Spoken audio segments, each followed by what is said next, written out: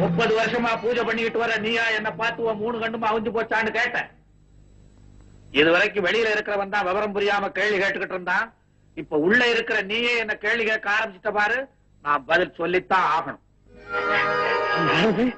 பரமசிவனாய முன்னால நின்னு பேசுறது பின்ன என்ன பாவநாச சிவனா பேசுறது?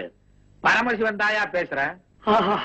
நான் பாக்குற இந்த காட்சி உண்மையா இல்ல பிரம்மையா? பிரம்மையும் இல்ல எருமையும் இல்ல, பரமசிவனே தான். என்ன சொன்ன?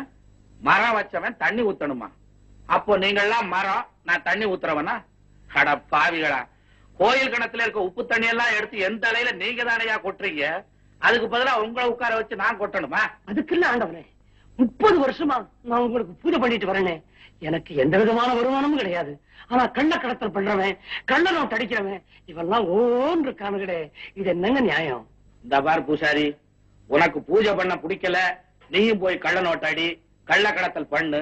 உன்னை எவன் வேண்டான்னு சொன்னா? எப்ப இதெல்லாம் நீ செய்ய போறேன்னு என்கிட்ட வந்து கேட்ட உன்னை வேண்டான்னு நான் தடுப்பேன். எனக்கும் பொருளாதாரத்துக்கு என்னையா சம்பந்தம்? உன் பொண்ணு கல்யாணத்துக்கு பணம் வேணும்னா எவனாவது அறிஞ்சவன் தெரிஞ்சவன் சிநேகக்காரனை போய் கேளு. அதை விட்டுட்டு என்கிட்ட வந்த ஆளுதான் நான் என்ன கோயிலுக்கு பின்னால பேங்கா வச்சு நடத்துறேன்? என் உண்டியல்ல கூட நீங்க தானேயா பணத்தை போடுறீங்க, அதுவும் கள்ள பணம். நான் எடுத்து பார்க்கவா போறேங்கிற தைரியம் தானே? கோச்சுக்காதீங்க. என்னங்க கோச்சுக்காதீங்க? கோச்சுக்காம உன்னை கொஞ்சம் சொல்றியா? உன் விஷயத்துக்கு அழுகுறதும் இல்லாம ஊர் அக்கப்போருக்கு வந்து அழுகுறிய. அன்னைக்கு என்னடா நான் கிராம்பு எவனோ கடத்தினானா லாரிய மடைக்கு புடிச்சிட்டாங்களா, அதுவும் ஓன் திருவிளையாடல்ன்ற. ஏயா நான் கிராம்பு கடத்துறவனா? ஏன் திருவிளையாடல் புராணத்துல சிவன் கிராம்பு கடத்துறான்னு எழுதி இருக்கா? நீ படிச்சிருக்கிறியா?